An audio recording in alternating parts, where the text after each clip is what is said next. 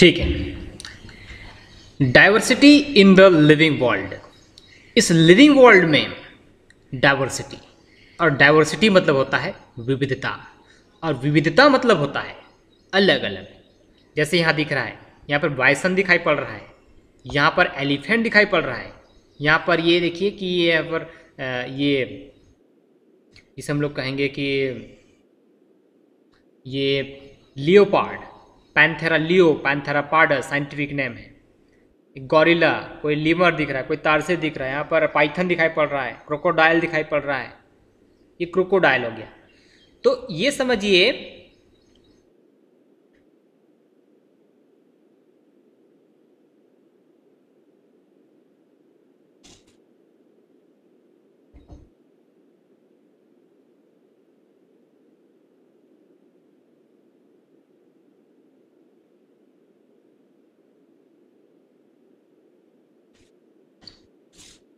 यहां पर समझना यह है कि इस पृथ्वी में कितने सारे अलग अलग प्रकार के जीव जंतु, कितने सारे हैं जिसके हम लोग नाम भी याद नहीं रख सकते।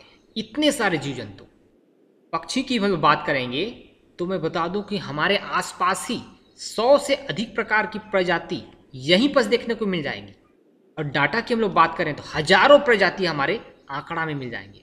इसी प्रकार से मैमल्स की भी कितने सारे प्रजाति हैं। पूरी विश्व की हम लोग बात करें तो मिलियंस स्पीसीज है, मिलियंस प्रजाति हैं। इसी को कहते हैं डाइवर्सिटी, विविधता, जीवों में विविधता। आपको एकदम छोटा सा एग्जांपल मैं बता देता हूँ। आप किसी गार्डन में चले जाइए और गार्डन में तितलियां ही आपको इतने सारे दिखाई पड़ेंगे। कुछ को लियोपार्ड बटरफ्लाई कहते हैं, कुछ को पिपिको पैंसी बटरफ्लाई कहते हैं, चॉकलेट पैंसी बटरफ्लाई। इतने सारे बटरफ्लाई के वहाँ पर अलग अलग वैरायटी आप लोग को देखने को मिल जाएगा। इसे ही डाइवर्सिटी कहा जाता है। तो ये अपना डाइवर्सिटी हो गया। तो समझिए कि लिविंग वर्ल्ड में डाइवर्सिटी क्या है, इसको हम लोग इस प्रकार से समझेंगे। लिविंग वर्ल्ड में डाइवर्सिटी, देखिए डाइवर्सिटी क्या होता है। डाइवर्सिटी मतलब क्या होता है कि the number and type of organism present on earth refer to diversity, biodiversity. तो यहाँ पर बायोडाइवर्सिटी किसे कहते हैं, ये 2 नंबर में प्रश्न बनता है। बायोडाइवर्सिटी या फिर जैव विविधता किसे कहते हैं। तो जैव विविधता को इस प्रकार से परिभाषित करेंगे। जैव विविधता ऑर्गेनिज्म की संख्या और प्रकार इस पृथ्वी पर पाई जाती है, उसे बायोडाइवर्सिटी कहते हैं। दूसरे शब्दों में समझिए कि पृथ्वी पर पाए जाने वाले जीवों की अलग अलग संख्या, अलग अलग प्रकार ही जैव विविधता कहलाता है। यह समझना है। समझिए कि बायोडाइवर्सिटी जो है 1.7 से लेके 1.8 मिलियन हमारी प्रजाति हैं, स्पीसीज है, इतने सारे जीवों की विविधता है। समझिए कि इस बायोडाइवर्सिटी में मैंने बताया कि 1.7 से 1.8 मिलियन स्पीसीज जो है इस हमारे पृथ्वी पर पाए जाते हैं। कैसे पाए जाते हैं, अब वहां से स्टार्ट होता है कि इसका स्टडी होता है। जब इसमें स्टडी होता है, देखिए अब इसमें की स्टडी किस प्रकार से होता है समझिए। एक वर्ड्स है जिसे टैक्सोनॉमी अंग्रेजी में कहते हैं और हिंदी में वर्गीकी कहा जाता है। अब टैक्सोनॉमी या फिर वर्गीकी इंपॉर्टेंट है, प्रश्न मोस्ट इंपॉर्टेंट है। क्या होता है टैक्सोनॉमी, क्या होता है वर्गीकी, क्या होता है, इसकी परिभाषा से हम लोग स्टार्ट करेंगे।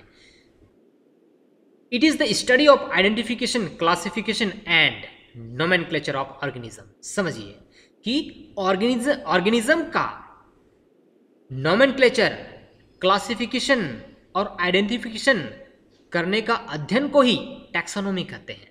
हिंदी में समझते हैं, जीवों का नामकरण, वर्गीकरण, पहचान करने की, अध्ययन करने की जो विज्ञान की जो शाखा है उसे ही वर्गीकी कहा जाता है। तो ये वर्गीकी और टैक्सोनॉमी हम लोग जान गए। अब हमें ये जानना है कि इस वर्गीकी के अंतर्गत एक वर्ड्स है सिस्टमैटिक्स। चूंकि हम लोग को जब वर्गीकरण करेंगे, टैक्सोनॉमी की जब स्टडी करेंगे तो सिस्टमैटिक तरीके से किया जाता है, इसलिए एक वर्ड्स है सिस्टमैटिक्स। और इस सिस्टमैटिक्स ये भी 2 नंबर में पूछता है। तो सिस्टमैटिक्स क्या चीज़ है, तो समझिए कि सिस्टमैटिक्स एक्चुअली में लैटिन वर्ड से लिया गया है, और लैटिन वर्ड सिस्टेमा से लिया गया है, और सिस्टेमा मतलब होता है सिस्टमैटिक्स, और सिस्टमैटिक्स मतलब होता है क्रमबद्ध।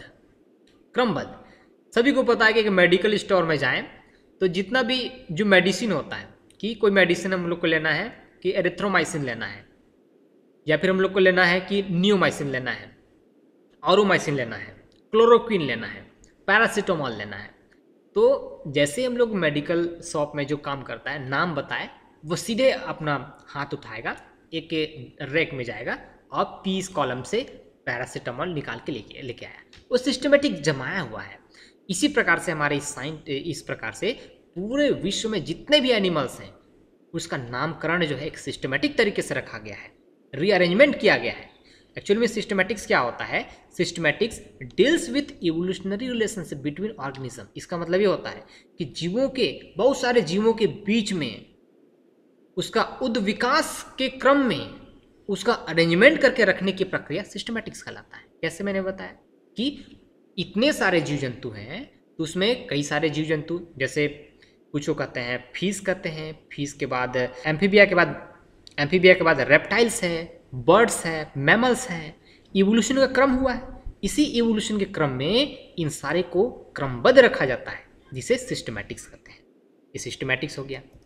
अब समझिए कि यहाँ पर एक पिक्चर दिखाई पड़ रहा है, ये इनका नाम है कैरोलस लिनियस। कैरोलस लिनियस ये जो है ये एक बुक लिखे हुए थे, Systema Naturae. Systema Naturae is the book written by Linnaeus, Carolus Linnaeus. तो कैरोलस लिनियस के द्वारा एक बुक लिखा गया था जिसका नाम है सिस्टेमा नेचुरी। और इस सिस्टेमा नेचुरी में क्लासेस, ऑर्डर, जीनस, स्पीसीज, ऐसे पूरा एक हायरार्की, जीवों का एक वर्गीकरण के बारे में लिखा गया है। इसमें जीवों का नामकरण के बारे में लिखा गया है, जीवों की बायोडाइवर्सिटी के बारे में लिखा गया है, उसका पूरा टैक्सोनॉमिक कैटेगराइज किया गया है। तो हम लोग सिस्टेमा नेचुरी को जानने के लिए एक चीज़ यहाँ पर स्टडी करना पड़ेगा कि जो मैंने बताया कि basic process of taxonomy, taxonomy का जो बेसिक प्रोसेस है उसके बारे में हम लोग को जानना पड़ेगा।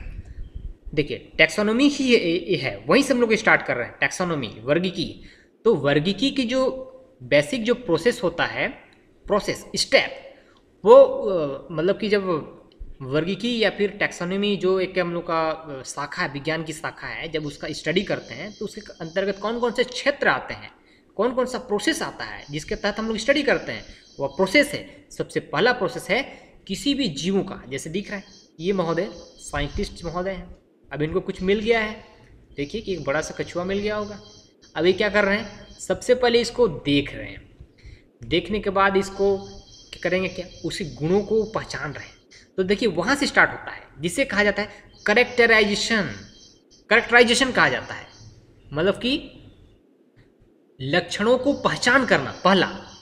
दूसरा अब आइडेंटिफिकेशन, आइडेंटिफिकेशन पहचान करना। देखिए पहले लक्षण देखिए, अब दूसरा पहचान किए। तीसरा नंबर में देखिए क्लासिफिकेशन, वर्गीकरण, उसको वर्गीकृत करेंगे। और चौथे क्रम में नोमेनक्लेचर, नामकरण, और उसे वैज्ञानिक नाम देंगे।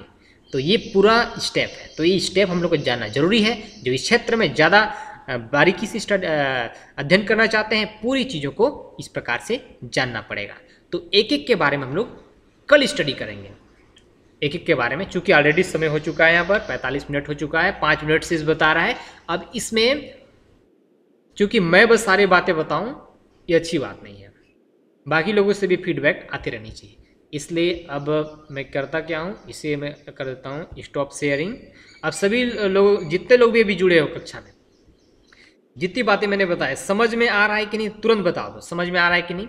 अपना वीडियो भी ओपन कर सकते हो ताकि लगता है कि क्लास में कोई आए हुए हैं ऐसा लगता है, ठीक है। इसलिए मैं बताया कि अपना स्टडी एरिया एक बना लो, वहाँ पर बढ़िया से बैठ के अपनी जो है पढ़ाई वापस करो। तो एक ही करके बताओ समझ में आया कि नहीं, जितनी बातें मैंने बताया।